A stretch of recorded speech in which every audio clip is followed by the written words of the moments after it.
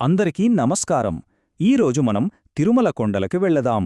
దట్టమైన పొగమంచు కప్పేసిన ఆ పవిత్ర కొండల్లో ఒక అద్భుతమైన కథ, ఒక దివ్య ఒప్పందం దాగి ఉంది. దాన్ని ఈరోజు మనం తెలుసుకోబోతున్నాం. అసలొక దైవ నివాసం ఎలా ఏర్పడుతుంది ఆలోచించారా ఎప్పుడైనా? దాని బలవంతంగా తీసుకుంటారా లేక అర్హతతో సంపాదించుకుంటారా? చూడండి, ఈ మొత్తం కథ ఈ ఒక్క ప్రశ్న చుట్టూనే తిరుగుతుంది. ఒక పవిత్రమైన ప్రదేశంపై హక్కు ఎలా వస్తుంది అనేదే ఇక్కడ అసలైన విషయం. మొట్టమొదటగా ఆది వరాహస్వామి గురించి మాట్లాడుకోవాలి. ఎందుకంటే ఈ సప్తగిరులకు ఆయనే అసలైన అధిపతి. అది ఆయన రాజ్యం. తన రాజ్యాన్ని ఆయన ఎంతలా సంరక్షిస్తారంటే ఆయన అధికారాన్ని ఎవరూ ప్రశ్నించలేరు. తిరుగులేనిది. ఆ 7 కొండలు అవి కేవలం కొండలు కావు, అది ఆయన రాజ్యం. దాన్ని వరాహక్షేత్రమని పిలుస్తారు. అంటే ఆ ప్రదేశం మీద ఆదివరాహస్వామికి పూర్తి హక్కు ఉంది. అక్కడ ప్రతి అణువూ ఆయన ఆధీనంలోనే ఉంటుంది. వేరెవరికీ అక్కడ స్థానం లేదు. అలాంటి సమయంలో అంతటి పవిత్రమైన, అంత కట్టుదిట్టంగా కాపాడబడుతున్న ఆ రాజ్యంలోకి ఒక దివ్యమైన అతిథి అడుగుపెట్టారు. ఆయనే శ్రీనివాసుడు. ఆయన రాక చాలా ప్రశాంతంగా ఉంది, కాని ఆయన సంకల్పం మాత్రం చాలా గట్టిది. దీంతో ఒక అనివార్యమైన ఘర్షణకు తెరలేచింది. ఆయన అడుగు పెట్టారో లేదో ఒక గంభీరమైన స్వరం వినిపించింది. ఆగో! ఈ సప్తగిరులు నా సామ్రాజ్యం. నా అనుమతి లేకుండా ఇక్కడ అడుగుపెట్టే సాహసం ఎవరిది? చూడండి, ఆది వరాహస్వామి స్వరంలో ఎంత అధికారముందో.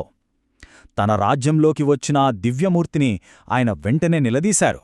మరి దానికి శ్రీనివాసుడి సమాధానం ఎలా ఉందంటే పూర్తి భిన్నంగా. ఆయన స్వరంలో ప్రశాంతత, అపారమైన గౌరవం, కాని అదే సమయంలో తన లక్ష్యం పట్ల ఒక స్పష్టత. స్వామీ, నేను శ్రీనివాసుణ్ణి. నేను వచ్చింది లోక కళ్యాణం కోసం, భక్తులను ఉద్ధరించడానికి. అందుకే నాకు ఈ కొండపై ఒక నివాసం కావాలి అని అన్నారు. ఇప్పుడు చూడండి, ఇది కేవలం కొంత స్థలం ఇవ్వండి అని అడిగినట్టు కాదు. ఇది అంతకంటే చాలా పెద్ద విషయం. ఇక్కడ పవిత్రమైన చట్టం, దైవాల మధ్య ఉండే అధికార క్రమం, ఇలాంటి పెద్ద విషయాల గురించి ఇద్దరు దైవాల మధ్య జరుగుతున్న సంప్రదింపులివి. వరాహస్వామి అడిగిన ప్రశ్న చాలా సూటిగా, బలంగా ఉంది. ఇది వరాహక్షేత్రం. ఇక్కడ నివాసం ఉండాలంటే ఒక అర్హత ఉండాలి. అసలు నా భూమిని నీకు నేనెందుకు ఇవ్వాలి? చూశారా, ఆయన నేరుగా శ్రీనివాసుడి అర్హతనే ప్రశ్నిస్తున్నారు.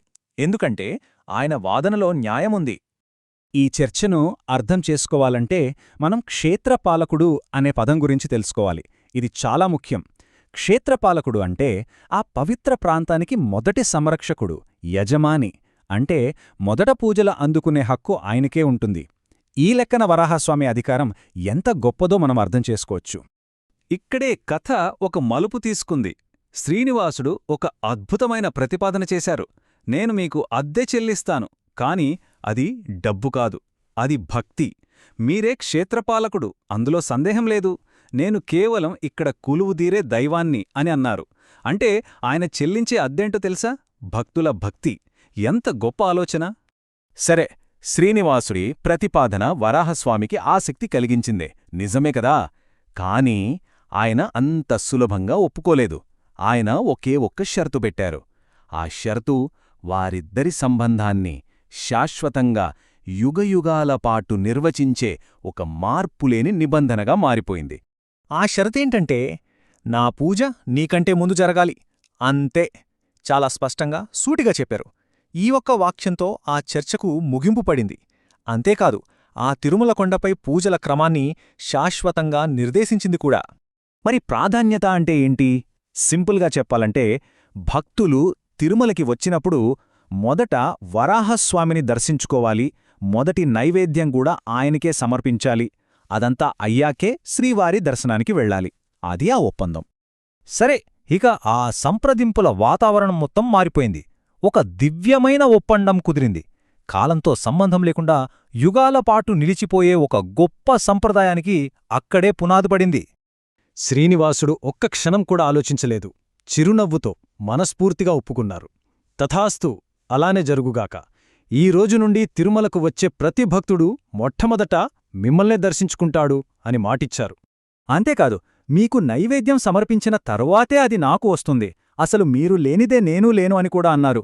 ఆలోచించండి, ఇది కేవలం ఒక అంగీకారం కాదు, ఇది క్షేత్రపాలకుడి పట్ల శ్రీనివాసుడు చూపించిన అపారమైన గౌరవానికి చిహ్నం. ఆ తరువాత జరిగిన దృశ్యం అద్భుతం. ఆ ఇద్దరూ దైవాలు పరస్పర గౌరవంతో ఒకరికొకరు నమస్కరించుకున్నారు. వెంటనే ఆ ఒప్పందాన్ని దీవిస్తున్నట్టుగా స్వర్గం నుంచి పూలవర్షం కురిసింది. ఆ క్షణం ఆ పవిత్ర కొండలపై మళ్లీ దైవిక సామరస్యం నెలకొంది. అంతా శాంతించింది. చూసారా, అప్పుడు జరిగిన ఆ దివ్యమైన ఒప్పందమే ఈరోజు మనం చూస్తున్న తిరుమల సంప్రదాయానికి మూలం. అందుకే ఈనాటికి లక్షలాది మంది భక్తులు శ్రీ వెంకటేశ్వర స్వామిని దర్శించుకోవడానికి ముందు ఆది వరాహస్వామిని దర్శించుకుంటారు. ఆనాటి మాట ఈనాటికి నిలిచి ఉంది. మరి ఈ కథ మనకు ఏమి నేర్పుతుంది? ఒకరి స్థానాన్ని గౌరవించటం గురించి, సరైన దానికి ప్రాధాన్యత ఇవ్వడం గురించి, అన్నింటికీ మించి ఒక పవిత్ర స్థలం యొక్క నిజమైన స్వభావం గురించి ఈ పురాతన ఒప్పందం మనకు ఏం చెబుతోందని మనం ఆలోచించాలి. ఈ గొప్ప కథలోని అంతరార్థం అదే.